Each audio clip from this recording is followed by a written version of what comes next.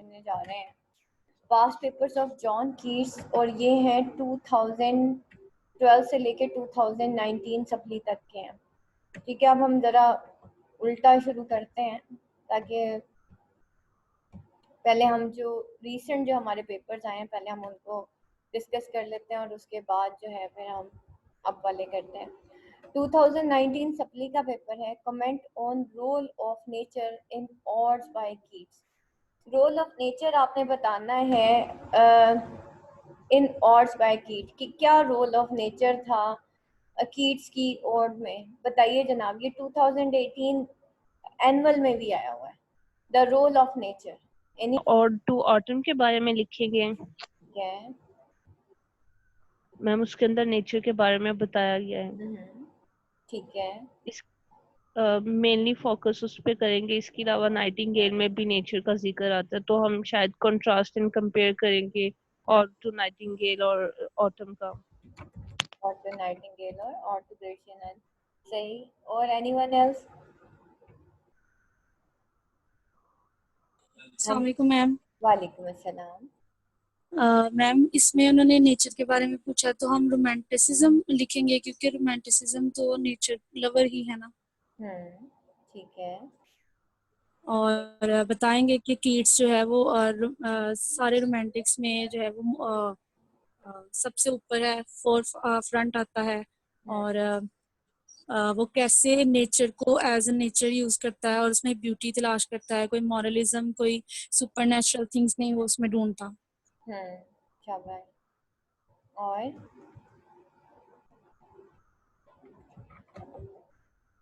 हाँ जी, anyone? Role of nature students को होमवर्क दिया था ये रोल ऑफ नेचर का ना, वो मैं देख रही थी। अच्छा जी बेटा, role of nature in odes by Keats. ठीक है, आपको मैंने यूनिटी इन ऑड्स करवाया था, आप लोगों ने करंट नोट्स में पढ़ा होगा। अच्छा, रोल ऑफ नेचर क्या है ऑड्स के अंदर? कीट्स जो है हमेशा नेचर के अंदर ना ब्यूटी फाइंड आउट करता था। कीट्स की ये मेन फोकस किसके ऊपर होता था? उसका ब्यूटी के ऊपर होता था। वो कहता था I think of beauty is Joy for ever. तो बेसिकली रोल ऑफ नेचर क्या था ऑड्स के अंदर कि that is not only the nature itself but the nature of man, कि वो जो है इंसान जो है वो नेचर के अंदर जो है वो सॉलेस हासिल करता है। अब अगर कीट्स की ऑड्स के बारे में हम बात करें तो उसके अंदर आप देखें कि वो किस तरीके से नेचर को अपने ऑड्स के अंदर लेके आता है। और इसमें सिर्फ हम ऑड टू ऑटम या ऑड टू ग्रेशियन अर्न या ऑड टू नाइटिंगेल की बात नहीं करेंगे, ओवरऑल हम जनरल उसका बाकी भी जो उसकी ऑड्स हैं उसके बारे में भी बात करेंगे कि किस तरह से वो अपनी ऑड्स को जो है वो जो है उसके अंदर नेचर को जो है उसका मेन फोकस जो होता है बेसिकली नेचर होता है। कीट्स के बारे में ये कहा गया कि what is ugly in nature, Keats जो है वो उसके अंदर ब्यूटी फाइंड आउट कर लेता है। Autumn is the personification of the nature basically. ठीक है, ऑटम जो कि मोस्ट अगली सीजन था उसने उसको भी खूबसूरत बना दिया। और उसके अंदर फिर आपने नेचुरल इमेजरी के थ्रू कि वो नेचर को थ्रू डिफरेंट इमेजेस जो है वो एक्सप्लोर करता है, या वो कोई भी चीज़ देखता है इर्द गिर्द अपने और वो उसको उसके बारे में कुछ ना कुछ लिख देता है। तो वो यहाँ पे actually role of nature in odes by Keats के बारे में वो बात कर रहा है कि comment on the nature in odes by Keats, कि कीट्स की जो नेचर रोल ऑफ नेचर है आप उसमें बताएं कि क्या रोल ऑफ नेचर था इन ऑड्स। तो बेसिकली उसमें हम देखेंगे फिर इसी तरह नाइटिंगेल की दुनिया में वो क्या करता है। The coo of a nightingale, जो नाइटिंगेल की कू थी एक्चुअली दैट इज द मतलब उसका एक इन्फ्लुएंस हुआ कीट्स के ऊपर और कीट्स ने उसके ऊपर पूरी एक पोइट्री लिख दी। ठीक है, इसी तरीके से अगर उसने और टू ग्रेशियन अर्न देखा तो उसके अंदर जो बेसिक चीज़ उसको नज़र आई ना वो नेचर थी। और नेचर का एक फार्मूला है truth is beauty and beauty is truth, all you know on earth and all you need to know. उसने उस अर्न के अंदर जो नेचर फाइंड आउट की, मतलब उसने एक नेचुरल इमेजरी के थ्रू जो है उस अर्न को डिफाइन किया और उसके अंदर उसने नेचर इटसेल्फ दिखाई। ठीक है, उसमें उसने डिफरेंट इमेजेस के थ्रू दिखाया कि ह्यूमन नेचर किस तरह से है। और एक जो है अर्न अर्न को देख के उसने ह्यूमन नेचर के बारे में दिखाया कि किस तरीके से इंसान का रिएक्शन होता है जब उसको ये पता चलता है कि वो खुद टेम्पोरेरी है और आर्ट जो है वो हमेशा के लिए वो मतलब कभी भी खत्म नहीं होगा, इमोर्टल है। Man is mortar and art is immortal. तो अब ये इंसान जो है वो किस तरीके से रिएक्ट करता है उसने वो दिखाया, और उसके अंदर भी उसने नेचुरल इमेजरी एक्चुअली यूज की थी। उसने अर्न के ऊपर जितनी भी इमेजरी यूज की that is the natural imagery, चाहे वो फ्रेंच लीव थे, चाहे वो उसको जो है उसमें वो डिफरेंट ट्रेडिशंस दिखा रहा था, वो सारी चीजें जो दिखा रहा था, वो इवन लोइंग ऑफ काउ जो है वो जो आसमान की तरफ हाइफर जो है लोइंग करती है, वो भी even that is also the part of the nature की जो कि सेक्रीफाइस होने जा रही होती है, तो उसका जो रिएक्शन है वो क्या होता है।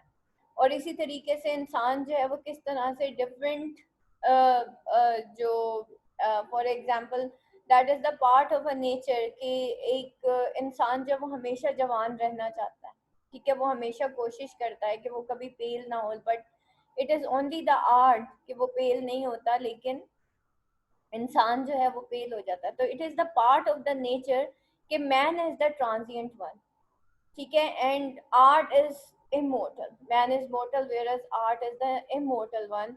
तो नेचर ने इंसान को एक ट्रुथ सिखाया कि all you know on earth and all you need to know कि truth is beauty and beauty is truth. What he finds in nature is basically the beauty, जो कि उसने अपनी ऑर्ट्स में डिफाइन किया था।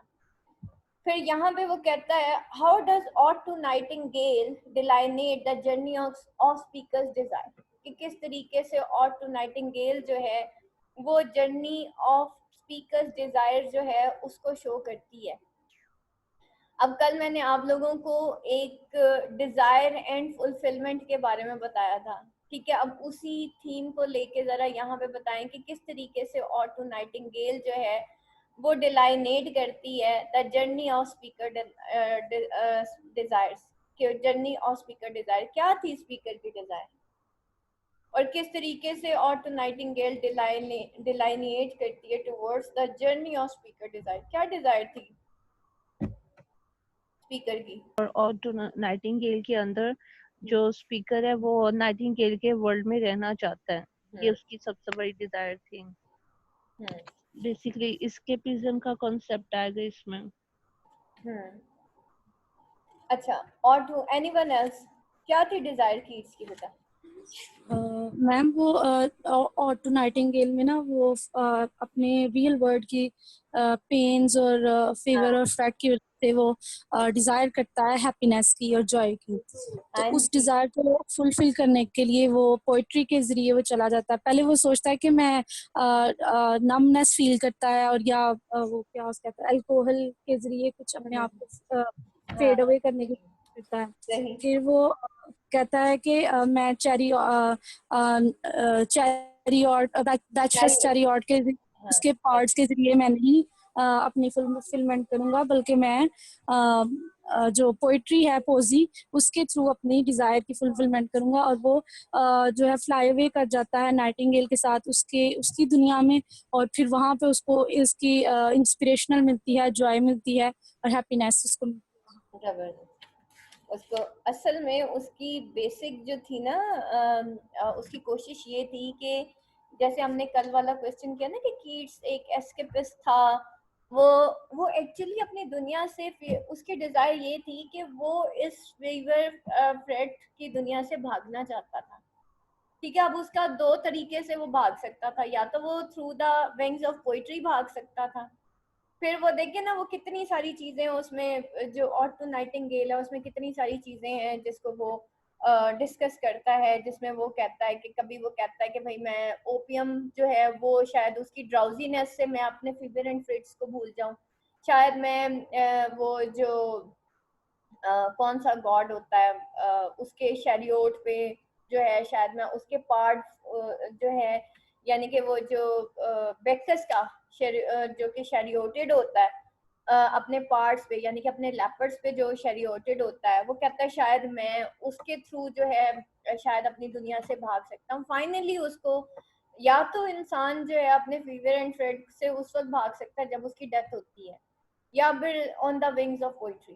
ठीक है, तो वो डिफरेंट, वो गॉड्स एंड गॉडेसेस को पुकारता है, पता नहीं क्या क्या करता है, फाइनली वो कहता है नहीं, these are the wings of poetry, that those are the wings of imagination through which I can go into the world of Nightingale, and finally he goes into the world of Nightingale where he finds the solace of his, मतलब वो अपनी जो उसको solace मिलता है, उसको ये सारी चीजें मिलती हैं, और फाइनली फिर वो कहता है कि नहीं, that is the main thing, कि वो अपनी इमेजिनेशन के थ्रू जो है वो अपने डिजायर्स को पूरा करता है। उसकी डिजायर्स फिर उस वक्त फुलफिल होती हैं जब वो through the wings of poetry वो उस वर्ल्ड के अंदर पहुंचता है, उस नाइटिंगेल की अपनी दुनिया से दूर भाग के वो जब नाइटिंगेल की दुनिया में जाता है तो वो एक, उसको एक स्ट्रेसिंग मिलती है, उसको एक सोलनेस मिलता है, उसको एक दिल का सुकून मिलता है। देन फाइनली वो अपनी डिजायर्स को फुलफिल वहां पे करता है। But on the other hand उसकी डिजायर तो पूरी होती है, लेकिन जब वो कहता है at the end of the poem, for lawn is the world. ठीक है, फॉरलॉन एक ऐसा वर्ड है जो कि उसको अपनी ही दुनिया में वापस ले आता है। अब यहाँ पे उसकी डिजायर किस तरह से फुलफिल हुई कि before going into the world of imagination, poet जो था, जो स्पीकर था, वो बहुत टूटा हुआ, बिखरा हुआ, और उसको कुछ समझ नहीं आ रहा थी। That was the perplexed personality at that time, जिसको समझ नहीं आ रहा था कि फीवर एंड फ्रेड की दुनिया से उसको किस तरह से फेस करना है। But once he goes into the world of imagination and he comes back towards his own real world, तो he has recognized, और he has मतलब उसको recognize तो नहीं करेंगे, उसको मतलब ये अंदाजा हो जाता है, या उसको ये लाइफ का ट्रुथ जो है, he has find out the truth of life, that he has to face all the fever and frets wholeheartedly. Now he is, मतलब अब वो इस काबिल हो जाता है, उसके अंदर ये चीज आ जाती है कि उसको दुनिया की जो सख्तियां हैं या दुनिया के फीवर एंड फ्रेट्स हैं, और the realities of life, how to face those. ठीक है, तो that is the basic desire, कि actually he wants to get rid of all fever and frets and this and that, but once he goes into the world of imagination and he comes back to his own world, he was able to face all the fever and frets of his own life, the facts of his life। ठीक है, उसने अपने तमाम जिंदगी के facts of life को accept किया, और नाउ वो कहता है कि ये इमेजिनेशन मुझे चीट नहीं कर सकती, मुझे अपनी रियल वर्ल्ड के अंदर रहना है। That is his desire to live in the world. Actually उसकी डिजायर क्या थी, वो अपनी दुनिया से दूर जाना चाहता था, लेकिन जब वो अपनी इमेजिनेशन की दुनिया में जाता है और वापस अपनी दुनिया में वापस आता है, तो वो इतना इस काबिल हो चुका होता है कि वो उस फीवर एंड फ्रेड की दुनिया को जो है फ्रंट से फेस कर देता है, कर सकता है। जैसे वो कहते हैं ना, कबूतर है ना, वो जब उसके सामने बिल्ली आती है तो कबूतर जो है वो जोर से आंखें बंद कर लेता है, वो उड़ता नहीं है, वो ना डर के मारे आंखें बंद कर लेता है। तो बिल्ली क्या करती है कि उसकी गर्दन झपट लेती है और कबूतर को वो मार देती है। इसी तरीके से इंसान भी दो तरह के होते हैं, या तो इंसान के सामने कुछ गलत होता है और वो आंखें बंद कर लेता है, तो बिल्ली आती है और उसको झपट के ले जाती है, उसका यानी कि नुकसान हो जाता है। और एक कबूतर वो होता है जो कि उड़ जाता है। ठीक है, यानी कि उसको अपने परों पे नाज होता है, उसको पता होता है कि मुझे उड़ना भी आता है, तो वो उड़ जाता है, वो बिल्ली से अपने आप को बचा लेता है। इसी तरीके से यहाँ पे कीट्स की दो पर्सनैलिटीज, डबल पर्सनैलिटीज दिखाई गई। एक वो पर्सनैलिटी जो कि इमेजिनेशन में जाने से पहले की थी, एक वो जो इमेजिनेशन से वापस आने के बाद की थी। तो इमेजिनेशन में जाने से पहले का इंसान और इमेजिनेशन में जाने के बाद का इंसान, उसमें डिफरेंस था। उसकी डिजायर ये थी कि he wants to get rid of the of his own world. He goes into the world of imagination, but he realizes that he could not live in the world of imagination, so he come back to his own world. Now जब वो वापस आया तो उसको पता चल गया कि नहीं, मुझे अपनी ही दुनिया को होल हार्टेडली फेस करना है, उसको एक्सेप्ट करना है, and I have to face all the fever, frets, pain, sorrows and all these things in the life, मुझे उसको जो है एक्सेप्ट करना है। यानी कि अब उसकी फुलफिलमेंट और डिजायर, ये यहाँ पे हम देखते हैं कि उसकी डिजायर क्या थी, लेकिन बेटा उसके फुलफिलमेंट के तरीके क्या थे। Number one, through the world of imagination. Number दो, वो एक रियल लाइफ के अंदर कदम रखता है अपनी वर्ल्ड ऑफ इमेजिनेशन से वापस आने के बाद, और वो ये जिंदगी का मकसद सीख के आता है कि नहीं, मुझे जीना है और मुझे जो है इन सारी जो सैड जितने भी सॉरोज हैं, फीवर एंड फ्रेट्स हैं, उनको जो है वो डिस्कस करना है। अच्छा, उसके बाद देखें यहाँ पे बेटा मैं बात कर रही थी अच्छा एक क्वेश्चन, ये यही 2018 एनुअल का पेपर ना 2019 सप्ली में रिपीट हुआ था। मैं आपको ये यहाँ पे देखें, discuss the treatment of desire and fulfilment any two odes by Keats. Desire and fulfilment ही आपको मैंने बताया कि delineate the journey of speaker desire. कैसे ऑट टू नाइटिंगेल डिलाइनेट करती है the journey of speaker desire, speaker की desire के बारे में वो बात करता है। फिर कहता है discuss the treatment of desire and fulfilment in any two odes by Keats. ठीक है, अब यहाँ पे treatment of desire and fulfilment, number एक आप जो है ऑट टू नाइटिंगेल की बात करेंगे। नंबर टू, एनी कोई भी दूसरी पोएम जिसमें और टू ऑटम भी हो सकती है, और टू ऑटम में वो नेचर के थ्रू सॉलेस हासिल करना चाहता है। और टू ग्रेशियन अर्न को आप डिस्कस कर लें, उसमें उसकी डिजायर क्या थी कि वो जो है एक इमोर्टल वर्ल्ड के अंदर जो है वो कदम रखता है, that is the world of art. At the end of the जो भी उसकी पोएम थी, उसके एंड पे उसको अंदाजा होता है कि beauty is truth and truth is beauty. Actually वो जो और टू ऑटम या और टू ग्रेशियन अर्न थी ना, उसके अंदर जो उसकी बेसिक डिजायर थी ना, वो ब्यूटी थी। वो और टू ऑटम में भी और टू ग्रेशियन अर्न के अंदर भी ब्यूटी फाइंड आउट कर रहा है। और टू नाइटिंगेल में तो वो अपने फीवर एंड फ्रेट्स से भागना चाहता है ना, लेकिन और to autumn and ode to Nightingale के अंदर वो truth is beauty and beauty is truth को फाइंड आउट करना चाह रहा होता है। तो यहाँ पे उसकी डिजायर क्या थी कि वो what is ugly in nature, Keats want to see the beauty inside it ना, कि वो जो है जो भी चीज अगली थी नेचर में, वो उसके अंदर खूबसूरती देखना चाह रहा था, वो अपनी दुनिया में रह के। और फिर क्या थी उसकी डिजायर कि वो उस इमोर्टल वर्ल्ड के अंदर चला जाए, और टू ग्रेशियन अर्न में, जो कि उसकी अपनी दुनिया नहीं थी।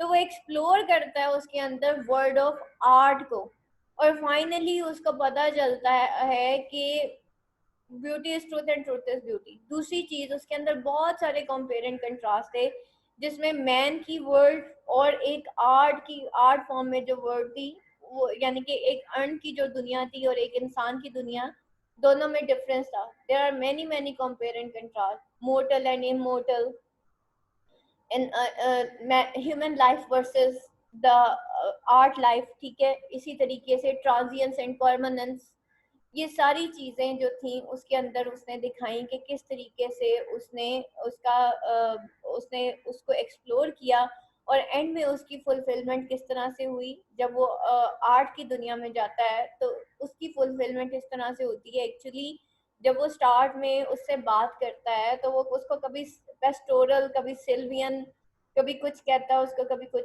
तो वो क्या कहता है, वो एक्चुअली वो बड़ी एक स्टेट ऑफ ऑ में होता है, वो बड़ा एक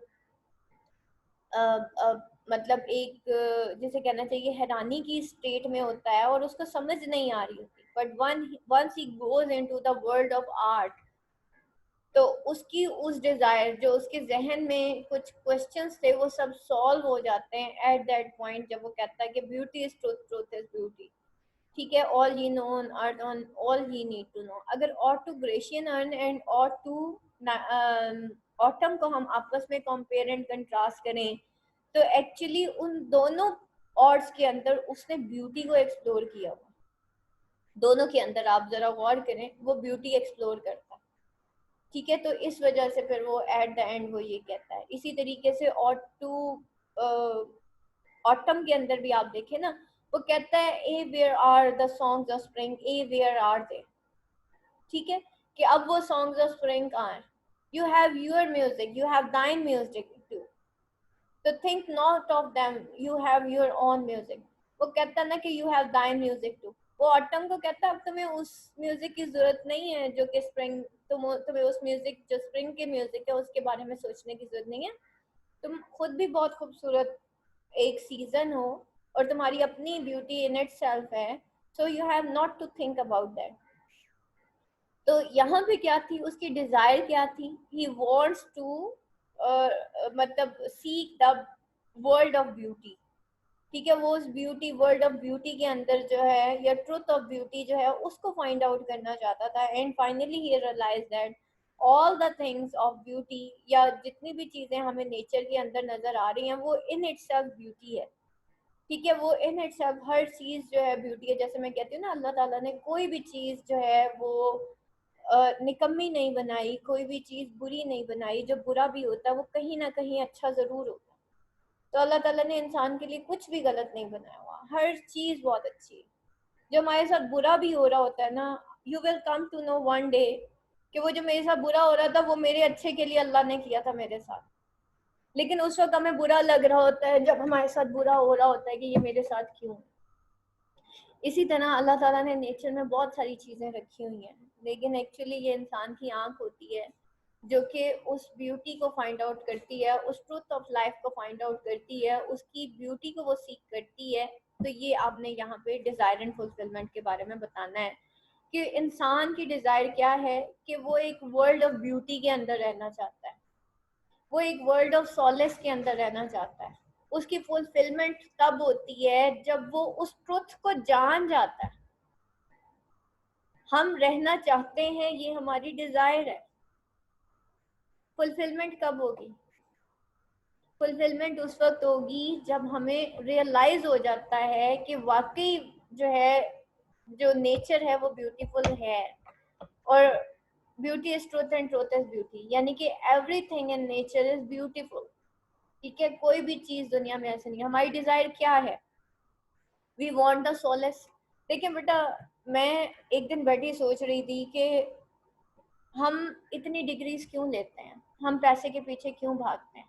एक्चुअली हम स्टेटस के पीछे, डिग्रीज के पीछे नहीं भाग रहे होते, हम सोलेस के पीछे भाग रहे होते हैं कि शायद डिग्री लेके मैं शायद सेठ वाली जिंदगी गुजार लूंगी, राइट। सेठ वाली जिंदगी मीन्स के आगे पीछे नौकर होंगे, सुकून ही सुकून होगा जिंदगी में, ऐसे ही है ना। तो बेसिकली वो असल में पैसे का हमें शौक नहीं होता, हमें शौक क्या है, हमें सुकून मिल जाए किसी तरह जिंदगी में। इसी वजह से हम डिफरेंट चीजों से भाग रहे होते हैं। एस्केपिज्म मेरे अंदर भी है, एस्केपिज्म आपके अंदर भी है, हम ना डिफरेंट चीजों से भाग रहे होते हैं। ये हमारी डिजायर है कि हम सॉलेस को हासिल करने के लिए, कुछ इंसान की जिंदगी में बुरी चीजें होती हैं जिनसे हम भाग रहे होते हैं, उसमें हमारे रिश्ते भी आ जाते हैं, उसमें हमारे इर्द गिर्द का माहौल भी आ जाता है। लेकिन फुलफिलमेंट कब होती है उस डिजायर की?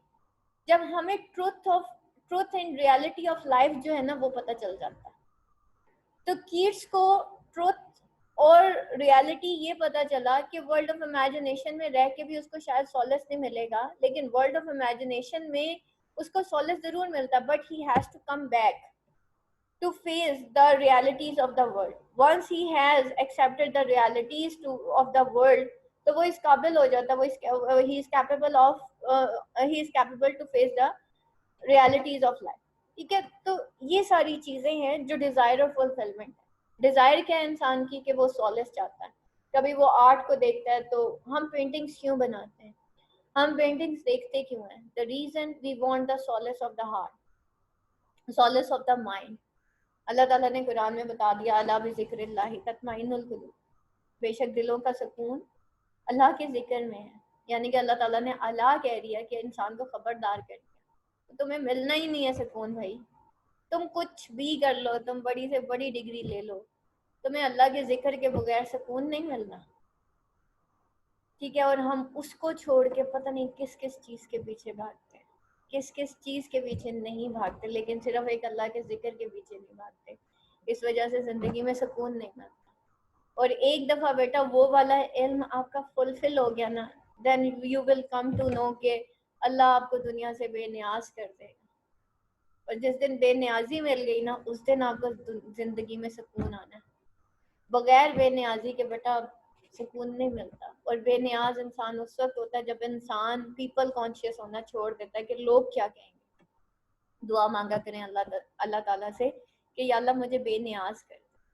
और यहाँ भी कीट्स की क्या है, he wants the solace of the heart, he wants to get rid of the fever and fret of his own mind, he wants to face the perplexed mind, मतलब वो क्या ओवरकम करना चाहता है अपने the perplexes of his own minds, the confusions of his own mind, the conflicts of his own minds.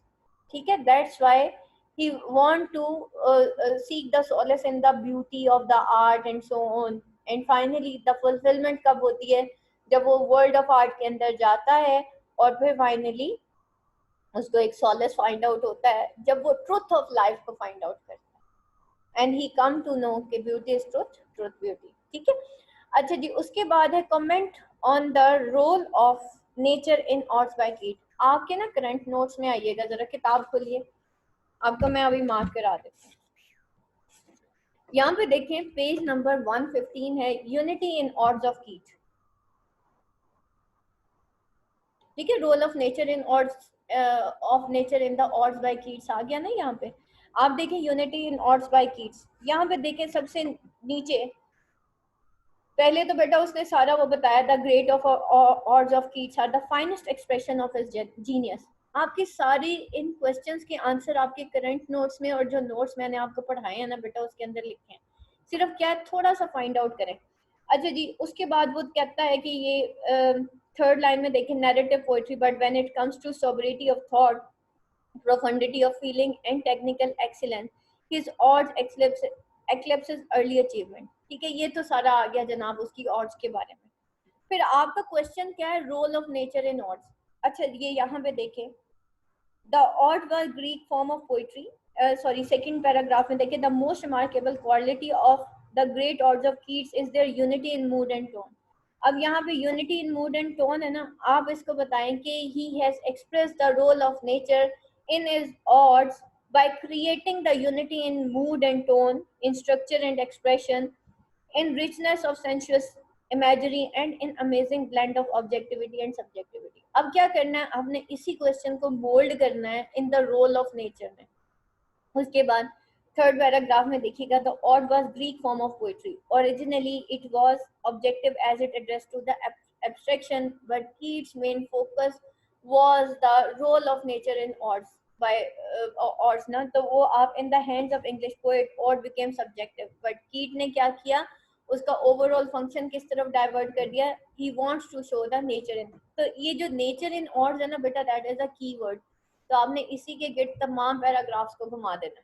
ठीक है, फिर यहाँ पे देखें नीचे आइएगा, द और लास्ट पैराग्राफ में देखें, the ode contain the pastoral imagery. ठीक है, पेस्टोरल इमेजरी की वो बात करता है। The world of nightingale is part of natural setting, आ गया रोल ऑफ नेचर। ठीक है, की travel from the dark underworld to the shining world of nightingale. Now dark underworld is the also part of nature and the shining world of nightingale is also the part of nature। ठीक है, तो अब क्या है, ये part of nature. देखें अब आगे चलें, अब नेक्स्ट पैराग्राफ के अंदर देखें, इमेजरी है, थीम ऑफ पेस्टोरल है, जिसके अंदर वो वर्ल्ड ऑफ रियलिटी की बात करता है, वर्ल्ड ऑफ नाइटिंगेल की। अगेन रोल ऑफ नेचर आ रहा है। ठीक है, उसके बाद नेक्स्ट में आए, नीचे देखिए और नीचे आ जाइए, that fosters the droop headed flowers are all green hill in April. अब April hill, all these are what are these are the role of nature. इसके अंदर वो स्टैटिक इमेजरी यूज करता है। आगे आ जाइए, in all is, last line के अंदर, in all is ode, Keats is basically concerned with paradoxes and resolution of parallaxes of life and art, reality and imagination, transience and permanence, stillness. और फिर देखिए यहाँ पे लाइन नंबर देखिए 1 2 3 4 5 6 7 8 9, page number 117 के ऊपर देखें लिखा हुआ, desire is torture but desire is also pleasure. Fulfilment and desire की बात आ रही है। ये बेटा ये आप ऑड्स वाला पढ़ेंगे ना, करंट नोट्स में बहुत जबरदस्त लिखा हुआ है। आपके इस क्वेश्चन के अंदर कई क्वेश्चंस के आंसर्स आ रहे हैं, डिजायर एंड फुलफिलमेंट से लेके each and everything. A poet always wants that he must love as well as desire for love. That is also the part of the nature. चाहे जाना और चाहना, ये दोनों इंसान की नेचर होती है, इंसान की फितरत होती है। लेकिन इंसान किस चीज को चाहता है ये इंसान के अपने बस में भी होता है। और चाहना और चाहे जाना, कीट्स ने मोहब्बत की थी नेचुरल ब्यूटी से, नेचर से, ठीक है, इसलिए उसने नेचुरल पोइट्री लिखी थी। ठीक हो गया। The poet always want that he must has love as well as desire for the love done in his love in his poem lovers infinite. खैर इसको नीचे देखें, नीचे भी आप आ जाए ना, तो परमानेंस ऑफ आर्ट की बात करता है। नेक्स्ट पेज नंबर 118 के ऊपर वो डेथ की बात करता है। देखिए, fleeting moments are given permanence by art. ठीक है, ये फ्लीटिंग मोमेंट्स जो हैं, these are all the part of nature, are also the part of nature, but Keats has given it permanence by the art. ठीक है, तो pictures on the urn are static but they portray the full vitality of life. They are also representing the nature. Line number 2 की बात कर।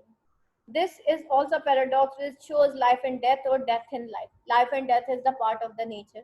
ठीक है, this is music and silence। और ये सारी चीजें बेटा आप इसमें अंदर इसमें देखेंगे, सारा जो है नेचर के बारे में ही लिखा है।